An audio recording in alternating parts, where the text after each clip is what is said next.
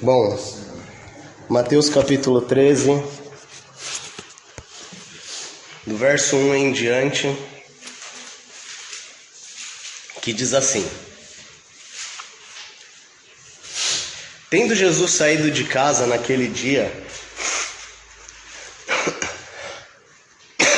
estava sentado junto ao mar, e ajuntou-se muita gente ao pé dele, de sorte que, entrando num barco, se assentou, e toda a multidão estava em pé na praia. E falou-lhe de muitas coisas por parábolas, dizendo: Eis que o semeador saiu a semear. E quando semeava, uma parte da semente caiu ao pé do caminho. E vieram as aves e comeram-na.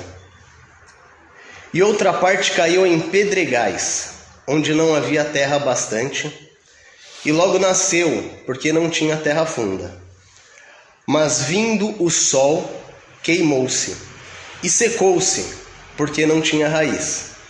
A outra caiu entre espinhos, e os espinhos cresceram e sufocaram-na. Outra caiu em boa terra e deu fruto, 100, outro 60, outro 30. Quem tem ouvidos para ouvir, que ouça. Vamos continuar, verso 10. E acercando-se dele os discípulos, disseram-lhe: Por que lhes falas por parábolas? E ele respondendo disse-lhes: Porque a vós é dado conhecer os mistérios do reino dos céus, mas a eles não lhes é dado. Porque aquele que tem, se dará, e terá em abundância, mas aquele que não tem, até aquilo que tem lhe será tirado. Por isso lhes falo por parábolas, porque eles vendo não veem, e ouvindo não ouvem, nem compreendem.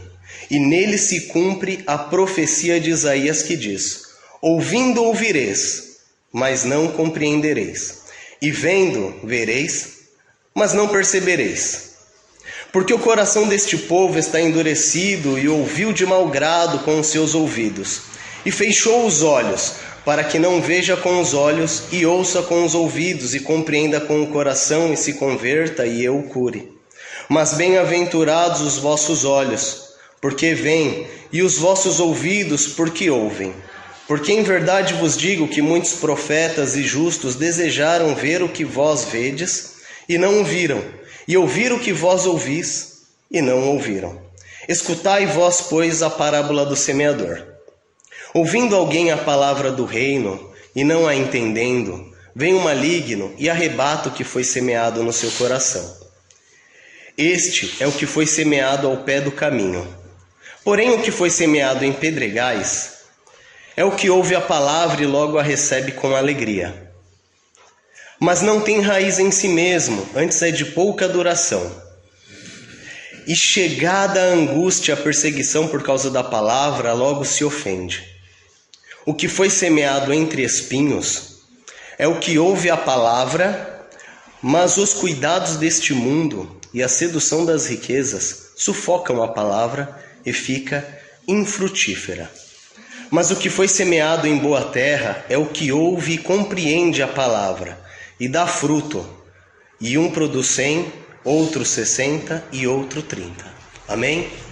Que palavra maravilhosa, irmãos. Como Jesus, o Criador da sabedoria, consegue pegar um detalhe da vida cotidiana daquela época e transformar assim numa didática para explicar a psicologia da mente humana, a psicologia daqueles que estavam ali a ouvi-lo. Olha que interessante. Jesus estava iniciando aqui, o seu último ano do seu ministério. Ele já havia feito muitos milagres, ele já tinha levado aquela mensagem para arrebanhar os discípulos, quando ele começa dizendo: Vós que ouvem a minha voz, vocês que estão em sombra e na terra da morte. E ele arrebanha ali uma multidão e Agora ele iniciava esse momento de crescimento espiritual de um rebanho que ficou ali firme com ele. Primeiro ele lança um anzol, depois ele dá muitos sinais, muitas demonstrações. Como a gente vai ver em João capítulo 6, apesar dele fazer muitas demonstrações de milagres, ter multiplicado pães e peixes, de um dia para o outro as pessoas olham para ele e vão embora, o abandonam. Mas aqueles que ficaram até este momento agora vão receber um sólido alimento, um alimento para crescimento. Estes somos nós que permanecemos na presença do Senhor. É importante a gente compreender esse momento de Jesus para entender a frase que ele disse no versículo 11. Olha que frase aparentemente dura. A vós é dado conhecer os mistérios do reino dos céus, mas a eles não lhes é dado. Lido isoladamente, parece que Jesus faz acepção de pessoas, ou que está fortalecendo um entendimento simplista dos calvinistas, de que Deus simplesmente criou alguns para irem aos céus e outros ao inferno. Um dos motivos que os levam a pensar assim é devido se utilizarem do primeiro nível de leitura apenas, que é a leitura literal, excluindo toda a interpretação alegórica.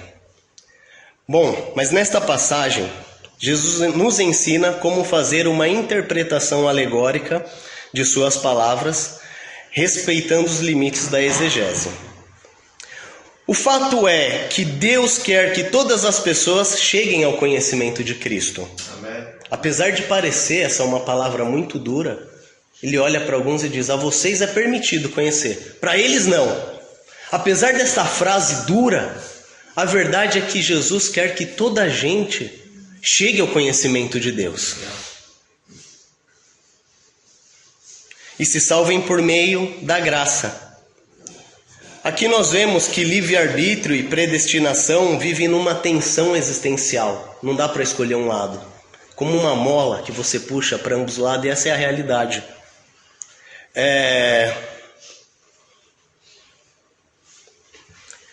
Bom, voltemos à parábola. Perceba que Jesus ele está mostrando uma graduação que vai da pior para a melhor terra. Olha que interessante isso. Para que as pessoas memorizassem, decorassem, Jesus ele vai fazer isso. Ele começa de um semeador que está andando por um caminho e parece que ele está indo em direção a um campo para plantar. E de repente algumas sementes caem. Talvez do seu saco de sementes, cai ali e imediatamente aves vêm e comem aquilo e levam embora. Comeram aquela semente.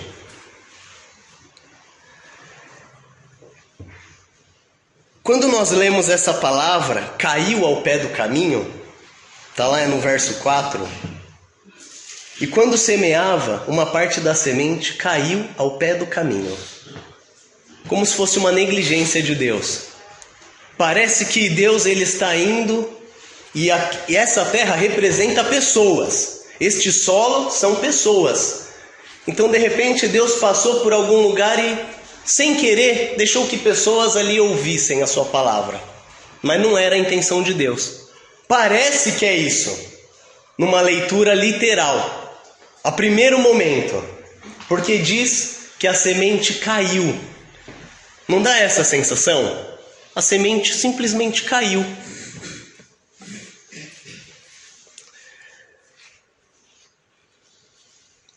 Em outras palavras, Deus não escolheu aquele lugar para plantar. Logo, aquela pessoa não era um eleito. Mas observe a explicação deste verso, que Jesus dá também. Jesus fala esse verso e explica o que ele significa lá no verso 19.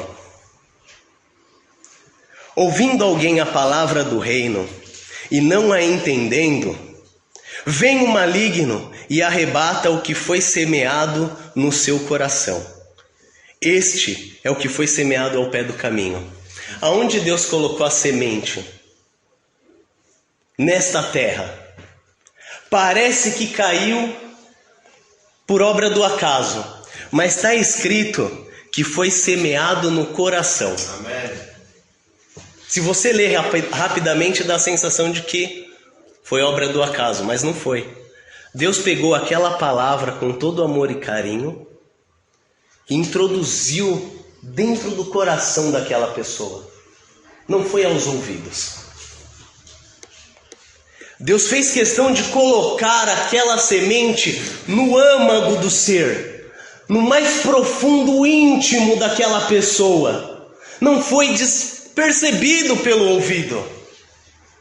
Como dá a entender a primeira leitura, como que é uma terra que caiu ao pé do caminho. Não, Deus colocou lá com todo cuidado.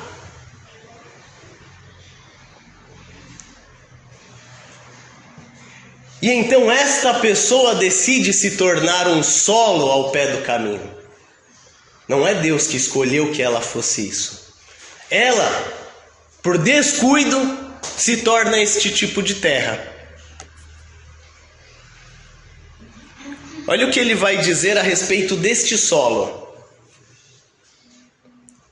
Neste solo estão as pessoas que ouviram o chamado de Cristo, viram milagres, ouviram explicações sensatas sobre a vida, a morte, sobre a vontade de Deus, sobre a verdadeira religião, muitos outros temas. Jesus falou sobre tudo isso. Jesus está no último ano do seu ministério. Ele já tinha investido tudo. Em João 10, 61, se não me engano, ele olha para os religiosos com amor, sabendo que eles eram este solo ao pé do caminho. E ele disse: vocês não creem na palavra? Observem os milagres. Os vossos olhos não estão mentindo para vocês. Creiam em mim, ao menos por causa dos milagres.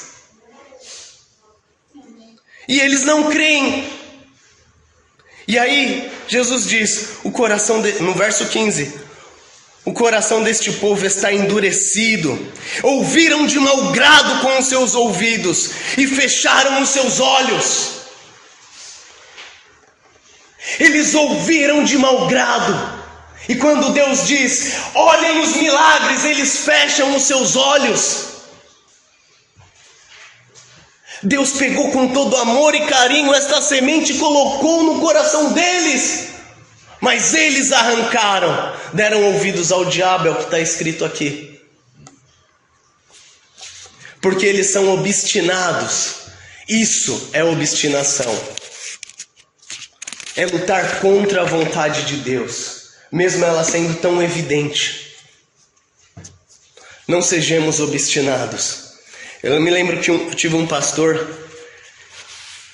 que ele contava uma história. Ele estava num culto e uma vez um pastor pregando, ele estava lá ouvindo, e o pastor levantou e falou assim: olha, tem alguém aqui que planejou fazer uma viagem para a Bahia, e Deus já falou com você 1, 2, 3 vezes, e é a última vez que Deus fala: não vai porque eu não estou nesse negócio. A pessoa no meio da igreja levantou a mão e falou: sou eu, já comprei a passagem e eu vou. Ninguém sabe qual foi o fim dessa pessoa. Isso é um exemplo de obstinação. Deus está falando: não faz, ou faz dessa forma, ou investigue isso. Olha o chamado de Felipe para Natanael: achamos um que é o Cristo, Jesus de Nazaré. Ora essa, pode alguma coisa boa vir de Nazaré? Qual que é a resposta de Felipe? Vem e veja. Em outras palavras, investigue. Qual é a intenção do teu coração ao investigar sobre Deus e a tua vontade? É justificar o seu querer ou é encontrar realmente a verdade?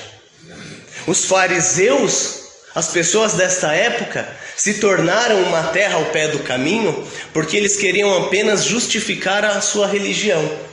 Eles queriam apenas justificar a sua maneira, apenas mostrar que eles estavam certos. Obstinação. O segundo solo é entre pedras. Versos 5 e 6. Outra parte caiu em pedregais, onde não havia terra bastante. Logo nasceu, porque não tinha terra funda. Mas vindo o sol, queimou-se e secou-se, porque não tinha raiz. Jesus explica essa passagem no verso 20 e 21, que diz assim: o que foi semeado em pedregais é o que ouve a palavra e logo a recebe com alegria, mas não tem raiz em si mesmo, antes é de pouca duração, e chegada a angústia e a perseguição por causa da palavra, logo se ofende. Olha que interessante, verso 5. Logo nasceu. Verso 20. Logo recebe com alegria. Verso 21. Logo se ofende. O que Jesus está mostrando? Olha a prontidão em receber. A prontidão em aceitar. A prontidão em manifestar a alegria. E a prontidão também em abandonar. Lembra disso, Jesus está indo da pior terra para a melhor.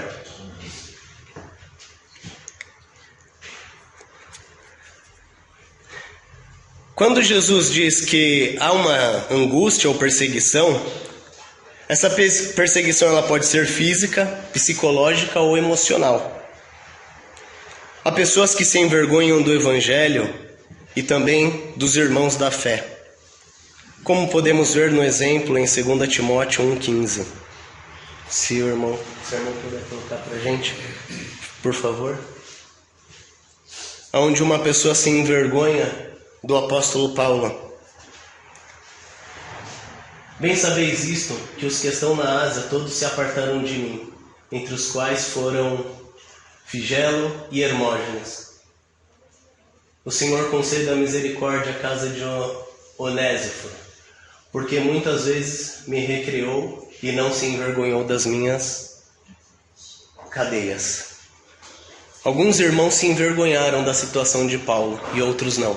E esses que se envergonharam por conta de uma falta de aceitação da sua sociedade, abandonaram a fé. E muitas vezes nós, como cristãos, somos postos à prova para saber se nós nos envergonhamos. Para saber qual é o tipo de solo que nós somos. Você se envergonha de Cristo? Você se envergonha da palavra? Mediante a uma situação que você precise afirmar a sua fé, seja no trabalho, seja numa sala de aula, seja num comércio, seja fazendo uma compra, você se envergonha quando o mundo inteiro está fazendo aquilo por ser errado e oposição a Deus, e você tem que dizer que você vai contra tudo e todos por amor a Cristo. Isso é não se ofender, isso é não se envergonhar, porque aqueles que assim fazem, aqueles que assim se envergonham, abandonarão a fé.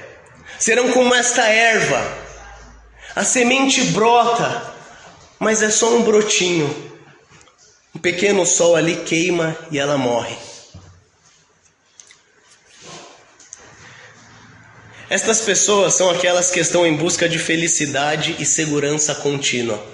Uma vez eu vi uma irmã conversando com outra, minha esposa estava junto, eu também, e elas conversavam a respeito de relacionamento e situações, e eu falei para ela: irmã, eu não sou perfeito e não é um julgamento que eu faço sobre você, e eu não sei o que eu faria na sua situação, mas eu sei o que a Bíblia ensina. E a Bíblia ensina, falei acerca do casamento para ela, e uma outra irmã que estava com ela disse: mas eu não acho que seja assim, irmão Rafael, porque na verdade o que Deus quer é a felicidade dela. As pessoas que são como este segundo solo são assim.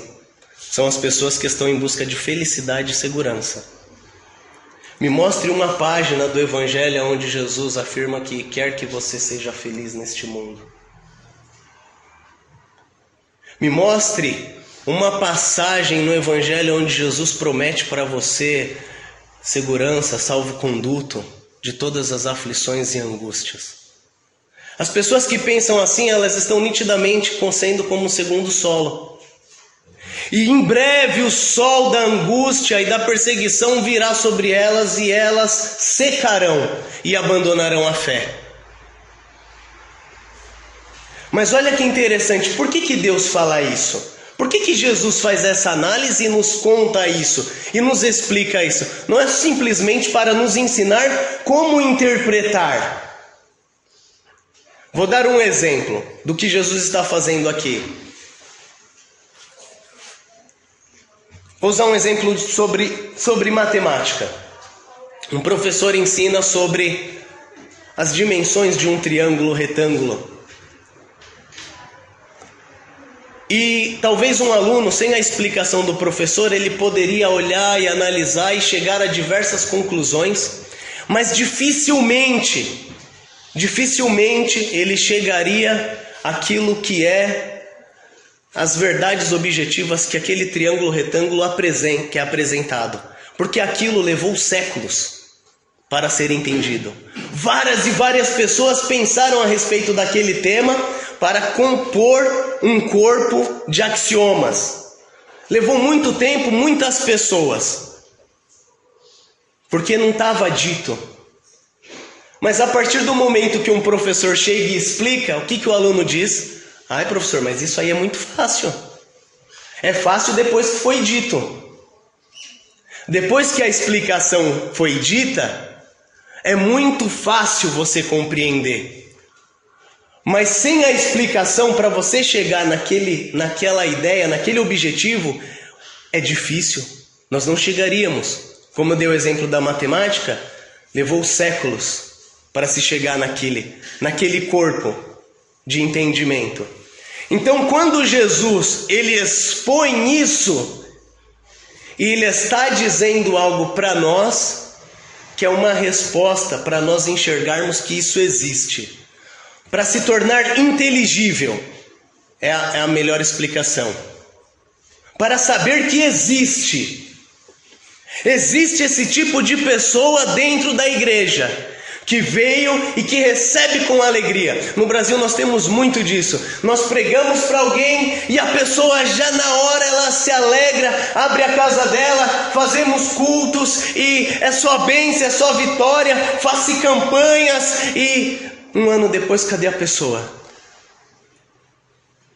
Mesmo que o pastor foi lá e ligou e chamou e jejuou, e cadê a pessoa? Ela estava aqui. Ela estava em busca de felicidade e segurança.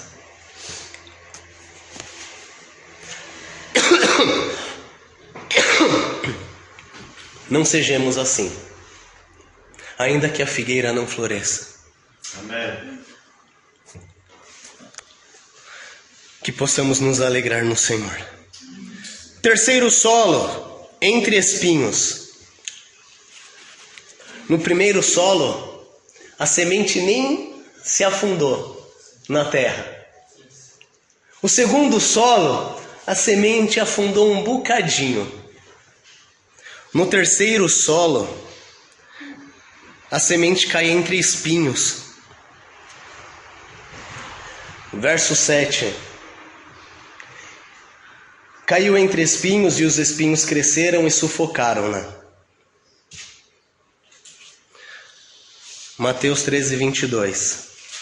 O que foi semeado entre espinhos é o que ouve a palavra, mas os cuidados deste mundo e a sedução das riquezas sufocam a palavra e fica infrutífera.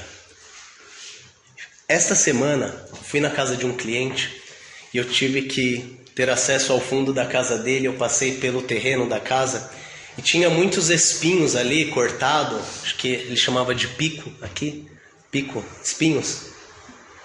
E tinha alguns espinhos, tinha uma árvore velha atrás da casa e os espinhos subiram por cima da árvore e estava ali aquela árvore nitidamente morta, sufocada por espinhos. E eu fiquei observando aquilo e é justamente isso que Jesus diz aqui. O que foi semeado entre espinhos é o que ouve a palavra, mas os cuidados deste mundo e a sedução das riquezas sufocam a palavra e fica infrutífera. Judas, ou Ananias e Safira, são exemplos clássicos desse tipo de solo. Eles são a visível demonstração da tragédia neste tipo de solo. Mas o que muitos não sabem é que esta pessoa, neste tipo de solo, ela cresce entre a igreja. Ela permanece entre nós. Ela tem a aparência de árvore frutífera. Ela está plantada dentro da igreja, entretanto, sem frutos. Eu vou ilustrar essa passagem com outra história, que está em Marcos capítulo 11.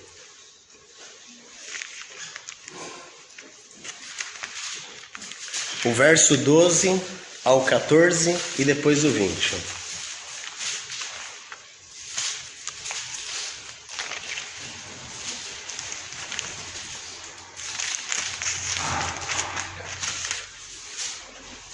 Do 12 ao 14 diz assim: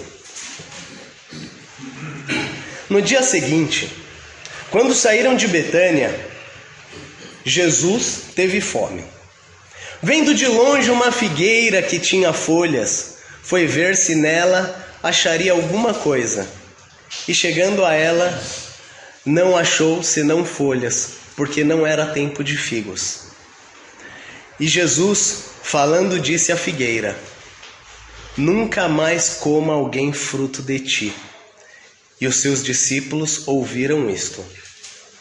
No verso 20, vai dizer assim: E eles, passando pela manhã, viram que a figueira se tinha secado desde as raízes.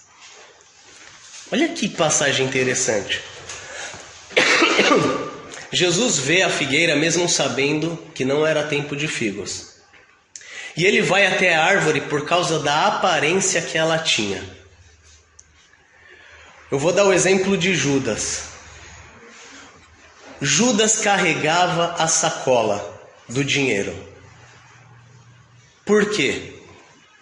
Nota que Deus ele vai distribuir os cargos para as pessoas, cada um segundo seus talentos. E Judas era o homem mais adequado para estar ali na administração daquele dinheiro. Para que uma pessoa tivesse ali ele com a sacola, ele teria que saber cálculos de aritmética. Ele que negociava, vai lá buscar tal coisa. Quem ia? Era Judas, ele que tinha a sacola, ele que tinha a bolsa. Ele tinha a aparência de um verdadeiro cooperador de Cristo. Ele era esta figueira. Ele aparentava ter frutos. Mas o que ele tinha era apenas a aparência. Ele não tinha frutos. E os frutos que Deus está falando aqui, não apenas ir de evangelizar e fazer discípulos. É os frutos que João Batista diz. Produzam, pois, frutos dignos de arrependimento. Porque Judas não era uma pessoa convertida. Ele não era um ser humano convertido a Deus. Ele tinha habilidades para estar naquele cargo. Ele ocupava e desempenhava aquele cargo. Mas olha a tragédia de Judas. A tragédia de uma árvore que está plantada entre espinhos. Perdão, irmãos.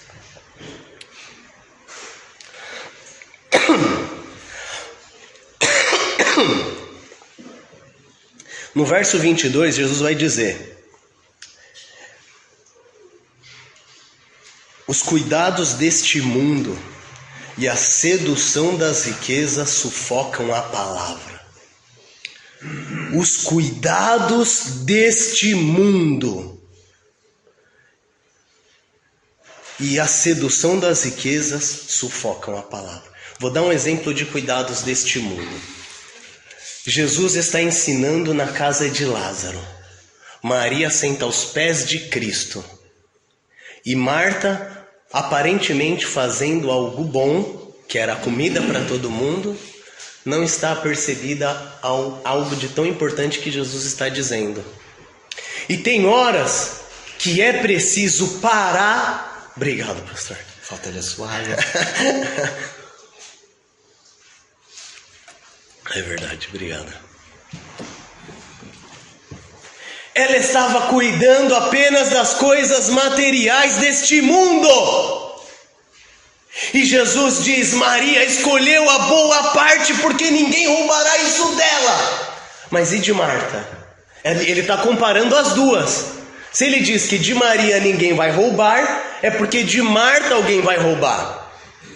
Nós vemos isso na atitude de quando Maria vai ter com Cristo, quando Lázaro morre, e quando Marta vai ter com Cristo, quando Lázaro morre. Você vai ver a devoção e a aceitação da situação por parte da Maria, e você vai ver a revolta de Marta pela mesma situação. Porque a Marta deixou que os espinhos começassem a crescer ao redor da semente, que eram os cuidados desta vida. Ananias e Safira igual, Judas igual. Eu não posso enumerar os eventos, porque isso está no dia a dia da gente. Você tem que identificar os cuidados desta vida que te separam de Deus e te levam para longe da palavra. Se você não tem tempo para meditar, para orar, se você não tem tempo para buscar, alguma coisa está roubando o tempo de Deus. Sabe o que são isso, irmãos? São os cuidados deste mundo sufocando a tua árvore. Até um crente que foi e germinou a sua terra ali, e cresceu a semente, deu frutos. Se ele não fazer a manutenção, uma hora os espinhos chegam.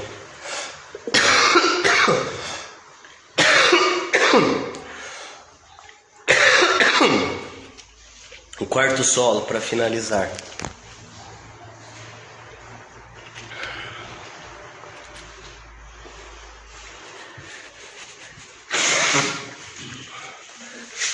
Verso 8. A outra caiu em boa terra e deu fruto, um a 100, outro a 60 e outro a 30. Verso 23. O que foi semeado em boa terra é o que ouve e compreende a palavra e dá fruto, e um produz 100, e outro 60, e outro 30. Olha que interessante, irmãos. Esta era uma terra arada. Foi alguém que foi lá e teve o cuidado. Quem cuida da terra, olha que interessante. É por isso que eu falei que no começo aqui da pregação, alguns dizem que Deus escolhe e acabou. E outros dizem não, nós temos a opção de escolher o livre-arbítrio. Isso é uma tensão. Porque ao mesmo tempo que Deus põe a semente, não é nem um lado e nem um outro, é ao meio, tá? Essa tensão. Ao mesmo tempo que Deus escolhe para te dar a semente, Ele espera que você cuide da semente. E como é que se cuida dessa semente? Aqui na ilustração, na parábola, é um homem que foi lá, tirou as pedras do campo, limpou. Ele não somente tirou as pedras, após tirar as pedras, ele limpou. E por que ele não limpa antes? Porque as pedras danificam a enxada, o material que você vai usar. Olha a graduação que Jesus usa. Primeiro pedra, primeiro a beira do caminho, depois pedras, depois espinhos e depois a boa terra. Ele está descrevendo a limpeza de um terreno. E quem é que faz isso? Somos nós. E eu vou explicar como é que faz. Logo que eu me converti, eu falei, Deus não precisa de mim para se justificar. E Deus não precisa que eu dê um jeitinho para eu acreditar. Não preciso tampar nada os meus olhos para alguma coisa. É por isso que quando eu vi a discussão entre livre-arbítrio e predestinação, eu falei, ambos estão certo e errado ao mesmo tempo, isso é um paradoxo. Então eu fui buscar Por exemplo, será que a Bíblia está correta mesmo? Será que é verdade isso? Por exemplo, eu fui ler o livro de Daniel. Eu descobri que Daniel dá nome para o Império Grego cerca de 200 e tal anos antes do Império Grego existir. Falei, opa, peraí. Como que um homem que viveu 200 anos, 400 anos, 500 anos antes, descreve acerca dos impérios que vão suceder após o Império Babilônico? Ele fala do Império Assírio, do Império do Medo-Persa, ele vai falar do Império Grego, ele fala do Império Romano, do Império do Anticristo. Eu falei, isso é uma evidência, certo? Enfim, o que Deus espera de nós não é que nós usemos desculpas para defendê-lo. Deus espera de nós uma boa e verdadeira intenção. É a frase de Felipe para Natanael: vem e veja.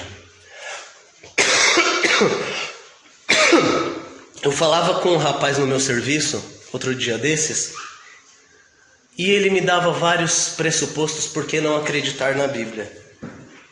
E eu falei para ele assim: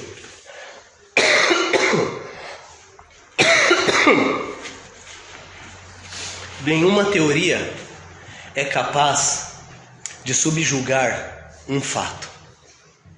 Aquilo que os teus olhos veem. Foi aquilo que Jesus disse para os fariseus. Nada, nenhuma explicação.